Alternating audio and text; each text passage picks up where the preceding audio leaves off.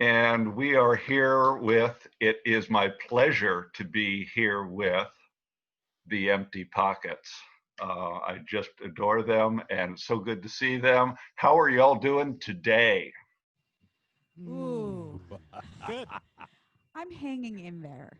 Adam's good. Have we recalibrated the scale? Yeah, I think No? at about. You don't think so? I thought 8 or 9 weeks. This is week 10, right? I think Yeah. 8 or 9 weeks in, I felt the scale starting to recalibrate in my life. So for a COVID day, is this a good COVID day? Exactly. For me, yes. Yeah. I planted some flowers yesterday, so that has been a joyful part of COVID day today. And I was just out in the yard and it was a lovely afternoon. And then I look at the forecast and we have a COVID forecast. It's supposed to rain every day for the next week. Here too, and Yeah. I am very upset about it. What is the Right? deal, Mother Earth? What is the deal? I don't know if that's to help us stay inside, or just, adding on. Exactly. Well, it's so much. It's a pleasure to have a chance to talk to you. I am so excited that you are going to be a part of this wonderful adventure that John Taylor's put together, the Play It Forward series. Um, as I said, good to see you. I just have to hold this up. This is one of my great treasures. Oh, yeah. I have your others, but this one's special to me. It really is. I actually have multiple copies of this. That's how good Really? it is. Wow, that makes Thank me feel you. really good. Yes. So I know a fair amount about you. A lot of the folks, because you haven't come downstate, south of I-80 nearly enough. So could you give the folks that aren't as well informed a little background on the band? Absolutely. Nate and I were playing music when I was very young. I'm a couple years younger than Nate, though Nate acts like I'm 30 years younger than him. Wait till you get to my age, you whippersnapper. That's right. That's the way. Not in a condescending way, in more of a I'm so old. Nate's been old since he was like 17. It's true. But Nate and I started playing in my cousin Mike's basement, and not that Nate's not super cool now, but he was something else back then. He used to come over with a bass strapped around his back, full trench coat, trumpet, beat up trumpet case, trombone case, full set of harmonicas, Like a total vagabond, a flute, like a minstrel. It's true.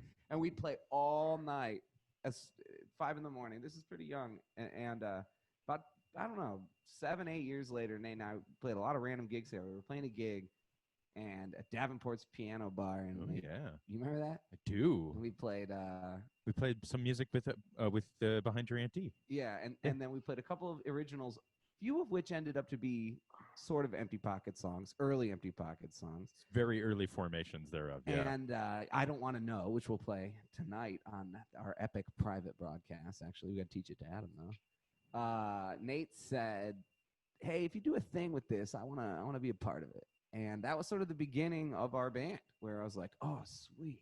You guys were kids, high on Coca-Cola. Yes, we were. We were high on We Coca-Cola. drank so much Coca-Cola. I'm surprised we don't have active diabetes or right a now. sponsorship, one or the other. We'll take both, frankly. I'd take a Shasta sponsor. Former user. Yeah. So we did drink a lot of Coca-Cola. We played a lot of bad music. Nate and I played all good examples are basements for hours, sure. Backyard parties. Backyard parties. Never any money was involved. Every once in a while we'd make dollars, literally like dollar bills, dollars. And that would be very exciting. We played on the street. Yep. Did some street musician stuff in the city. Busked. Yeah. So eventually you start a band. It kind of goes, but it really starts getting serious. We call it Josh Solomon and the Empty Pockets. Whew, so Jewish. Josh and the Empty Pockets. Still very about me, Josh and the Empty Pockets. Erica joins the band, great singer. We meet in the Buddy Holly story. Nate plays the upright bass playing drunk bass player. So it's just like, He was like living. Play me. yeah, it's just reality. Erica's a dancer in the show. We meet Erica, Eric and I fall in love, and I'm say like to tuning his guitars backstage. she's doing my hair. She I doesn't don't really even do know it. how to do hair, doesn't and do I hair. offered to do his hair. And Saucy. Eric and I were both on this similar musical theater path. It's similar to music. It's like right next to it. Adam would be like, no, it's not. He's It's rolling not. his eyes into his soul right now. But we were both on this musical theater path, and we sort of both talked ourselves out of it with Nate. And we took the Josh and. I advocated to keep the and. Of the Josh and the Empty Pockets. I just think And the Empty Pockets is a very interesting band name. Not Right. very Googleable though. Does it start with an ellipsis Yeah. So we did that to make it even harder to search? Or like an upside down exclamation point. So as unsupervised children, as just barely adults, we traveled the country for a long time in a big van together. I think at some point I'm looking out the window like day 8 of like day 20. And I thought to myself, what have I done? I remember you thinking that, like I thought you thought that at our South by Southwest tour in like 2000. What have I done? I don't know these boys. Yeah, a long I'm time the ago. only woman in here. It's smelly. So we work our butts off for like 10 years, and it's really fun, and it's really, really hard. And we part ways with our drummer at the end of the writing's on the wall in 2016, and by 2017 comes around. It's an untenable situation for a million reasons. We need to replace our drummer. It's pretty common. The drummer gets replaced every other scene in Spinal Tap, for instance. Well, we need to replace a drummer, and we're looking around, and our sound guy, Daniel, our producer, says, I have this guy. I heard him play. You, Nate, should jam with him. And I give him a text, and I say, hey, Adam, I'm Josh from this band, Empty Pockets. You ever heard of Al Stewart? Because we're looking for a guy who maybe could learn all of Al Stewart's songs Like in his the next entire 2 catalog. weeks. Also, do you want to come and jam? And I remember that day that Adam came in and jammed with Nate and I. And do you remember that, Adam? We did like Oh yeah, vividly. we played for like 1 hour, I think, Yep. if that. Yeah, if that. Yeah. We Yep. did a song in 5. We did the groove in 7. Yep. We did like 4 songs from Year of the Cat and like 2 improvisational jams. And Josh came home and said, I think that'll work. And about a month or 2 later, Adam joined the band, December 30th, 2017. And he That's right. jokes, but I really do think of it like he's our Ringo, man. Ringo joins the band. We've been on an upward trajectory since that since that day. It Yeah. really is true. Yep. It's been That's- very fun for the last 2 years, especially. My dad always used to say growing up, like, because I've always played drums. He always used to say, like, the first thing any good band does is replaces their drummer. And like I always took it as a dig. I always took it as the Other Pete way. Best. Other way. But it's nice, yeah, to be the Ringo in this There you go. situation, Josh. Thank you. it's all so fun. Really, I know Nate and Erica, I hope you guys feel this way too. Like, we did this way worse for many years. Like, made a lot of bad choices. So that Adam's impression is Adam not didn't see. it's not accurate. So it's fun over and over Right. again. There's been micro times where Adam's like, oh, you guys already thought of this or whatever. You guys Yeah. know how to do this. And it's like, oh, someone appreciates us. That's so nice. Yeah. Yeah. Sure. It's been a fun journey. It's also nice that you get to skip some of those utterly painful lessons. Oh, I'm very happy with where I came in. Although you got the butt end of some trouble stuff. Very first tour was fine. in California, Adam was doing. he We had to learn- literally, my first like Al Stewart gig, we did not drive away from. Literally, we did not drive away. It was my very first gig, and the van might still be there. I'm not sure. And Adam was like, Who knows? okay musically on that tour. Like, he gets way better with improvement, but we knew he was going to stay in the band when like 3 days into that tour, it was endless van troubles. And I was like, oh man, I'm sorry this is your first tour. And Adam's honest to goodness reaction was like, oh, this has been fine. I got donuts I last got night. donuts last night. And it was some other detail. And I was like, this guy's going to work. It was fine. Musically, maybe not, but No, musically it was good. It wasn't all of our best. It was a very nerve-wracking Yes, tour. it was a nerve-wracking tour. I never got a rehearsal with Al Stewart, which is crazy. I You would have. don't get rehearsals with Al Stewart. No, I know, but I would have thought that would have been important to Al. Before It wasn't. we started working with people up to Al Stewart's level, Kenny Loggins, Bad Company. Before that, I pictured the musicians getting music delivered to them with detailed Right, instructions and right. rehearsals. Turns out They send you a recording, or they actually just make you find one. they don't send you anything. They just Yeah. say good luck. You're lucky if you get a list of songs. Yeah. That's Well, a yeah. unique history of our band. We've never told the history that way. Yeah. And it's interesting to see that you've done, you've been an opening act for quite a few major acts, and then you've been this supporting band for ones. And Al Stewart stands out because you've been doing a lot of that more recently. But there's a fine catalog of work that belongs to the band itself. You've Thank got a unique catalog, and it was interesting to hear you talk about musical theater, because I think there's a teaspoon of that in the batter. Oh, yeah. Just the sound that you all make has a little bit of that stirred in. Now, here's a question. Does that bug you? Because to some people, that's a turnoff. That's a good question. And I didn't know that until just now, and it just broadens my understanding of the music, and probably makes me enjoy it just on a slightly different level. It's interesting because I'm, of the four of us, I'm probably the most attracted to music theater, but Nate and Eric are attracted to that art form. I would think Adam, I think it doesn't make that much sense to fundamentally. Yeah, there's obviously great tunes have come out of half the Great American Songbook comes from show tunes. No doubt. But I musicals just mean never the seen. medium. You just I don't love connect it. with. I don't love it, but it's fine. I don't But think I hate it as my much point as is, you might think I do. at the beginning of our career, you get a lot of advice. We had managers who tried to get us meetings with label, all sorts of high level stuff. And the advice over and over again, unrelenting, was stop it being so musical theatery. Yeah, generally speaking, the industry frowns upon that. But So Sarah Bareilles and Jason Mraz, and there's a long line of artists who I are. think we're less Yeah. musical theater than we were at that time. But I think the more important thing, and my main point is, we don't care anymore. I don't Right. care. I don't care what. Well, it and is. You know what you know, I mean? I love that. What's wrong? along the way, I see you being compared to Lady Antebellum or Little Big Town, and there would be certain folks that go, they're a little too cool, they're a little too big. It's just fine to be compared to them, right? I'll Oh, take yeah, it. Yeah. Oh yeah. Yeah. Oh yeah. I mean, And, I like success.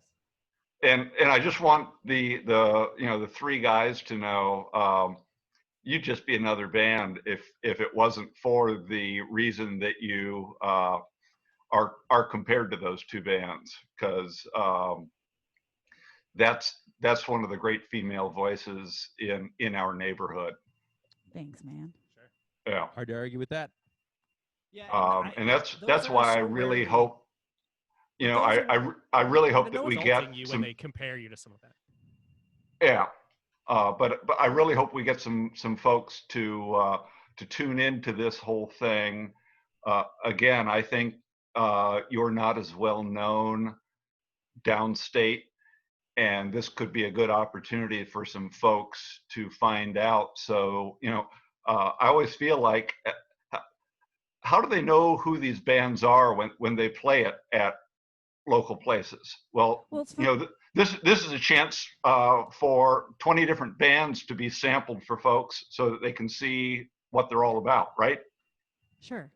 So this festival, what's so crazy is that we have a long history with John Taylor, who's responsible for a lot of the festival. We played his personal concert festival, right? Yeah, Kazan. Yes. At his On house. his front porch. We slept at his house. Yeah. How many years ago was that? At least 5. And Is he just the best guy ever? oh Yeah, yeah, it's a very cool mission. and he made me pancakes. Yeah, And They John were so Taylor good. has a lot of interesting stuff going on because of his support, like on the ground and after, of translators in Iraqi translators. It's a pretty specific niche to support, but it's pretty cool. Absolutely, absolutely. He never stops surprising you with just one more thing, And he pulled this rabbit out of his hat less than 2 weeks ago. It's outrageous. He Wow. tagged me on Facebook on the original post like 11 days ago. And Yeah. I just filled it out. And then a week later, he was like, "You win this thing." I'm like, wow. And This for was- artists like us, it's huge. I applied for other stuff 8 weeks ago. Like it's And- pretty awesome. And we've lost a lot of shows, a lot of potential work, And can we talk a little bit about that? Because Sure. my Facebook world is filled with musicians with different versions of that story, but I would love to hear your version of it. We had some big. We came off of a couple of large tours that were pretty amazing. And Yeah, we're lucky to have gotten in our UK tour in October for the whole month of October. I feel so lucky. In fact, we did. There are 2 last shows, are beautiful shows. George Lopez opening slots, in 2 beautiful theaters in Peoria and Rockford. And then after that, we were very much looking forward to getting on the Moody Blues cruise with Dave Mason and the Zombies. Art Garfunkel, So many, the Babies. There's a lot at Poco. the Ronettes. And that was the first thing to go. Obviously, a cruise ship. What a nightmare that could have been. So, like, kind of knock on wood, too, that we didn't end up there. And then, of course, somewhere in the range of, 30 or 40 shows in the next couple months with Al Stewart. With a And lot Simon of Kirk. and Simon Kirk of Bad Company, our own headlining stuff in 20+ states. It really is a bummer. Obviously, on the other hand, lots of people are going through something much worse. And we're safe, and we're hustling. Yeah. It's I keep thinking, well, a manager can like own a piece of a catalog with an artist, and an artist can do this, an interview and live stream from home. But like a stage roadie, like a guy who carries the staging equipment, and there's some like real skilled guys, riggers, Sound engineers. it's devastating. It's gone.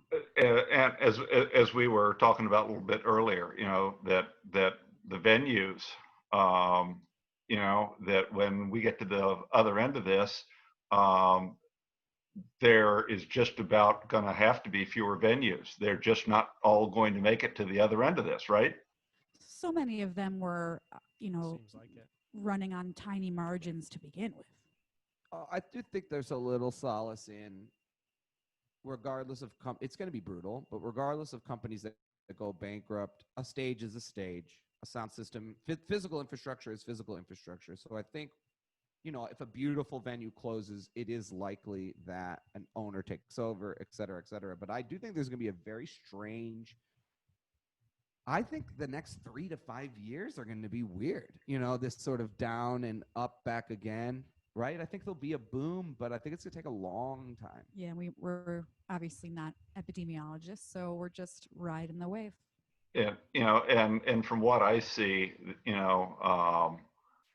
the venues and so the opportunities, those are going to be one of the last things that really come back around, because if you're used to playing in front of several hundred people, right, that's just going to take a while before we get to that.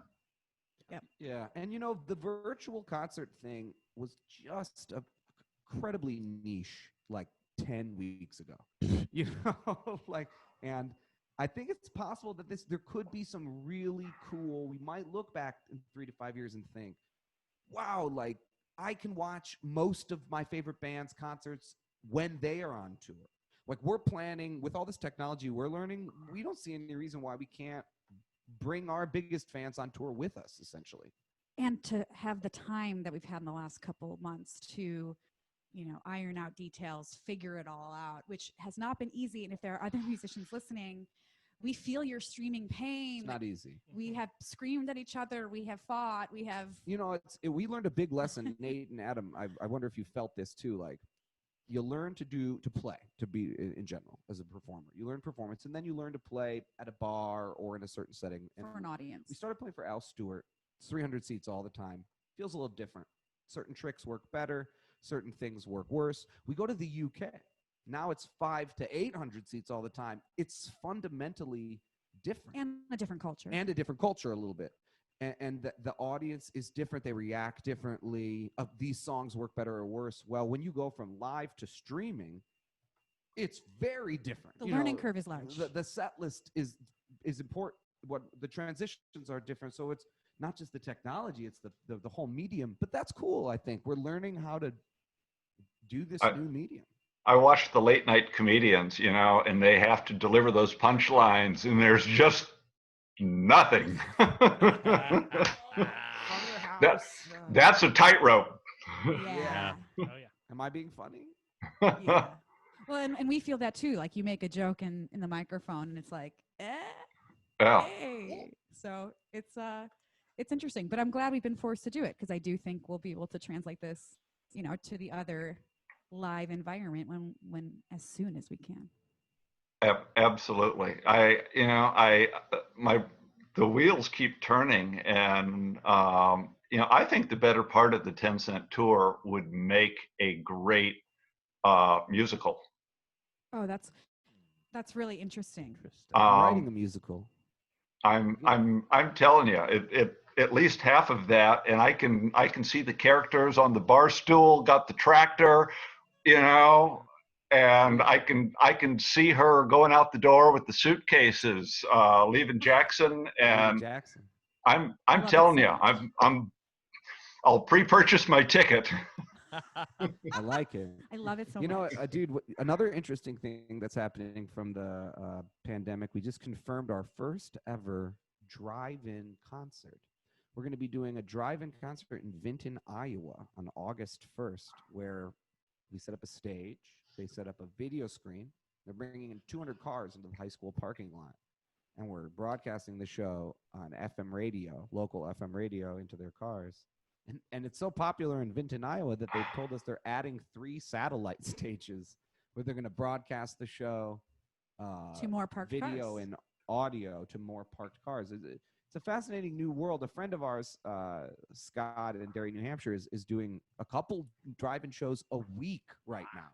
75 cars, a show at noon and a show at 3. I mean, It's pretty cool. I never would have guessed that. Baby, we be hustling. I love the idea. I'm trying to think if we have any places left, Right. I'm sure you do. It's pretty Yeah. cool. You sell popcorn door to door. Oh, door to Door door. to door. Yeah. Car to car. Car to car. Yeah, that's so cool. I love it. I love it. I'm looking at what you got coming up. You're doing Wonderstruck June 6th. That's right. Our first ever ticketed headline online concert. We've never done it before. We've really improved our audio and video in here. We have my sister Got a steady cam. on a steady cam. Nate, and we've got the audio dialed in. We're going to do a full 90-minute set. I'm pretty excited about this. We've already started selling tickets. We were supposed to be at our biggest festival slot in our career. It was a 2-day festival called Wonderstruck. Yeah. And it was Third Eye Blind, Walk the Moon, Trombone Shorty, Brittany Howard. Howard. Huge, amazing lineup. So we were supposed to go on the 6th, and we thought, you know what? We'll play a show anyway. And it'll just be at your couch, and now everyone's invited. Yeah, and it's we charged $15 for per household, so So, plan your takeout, and we'll see you then. yeah, that.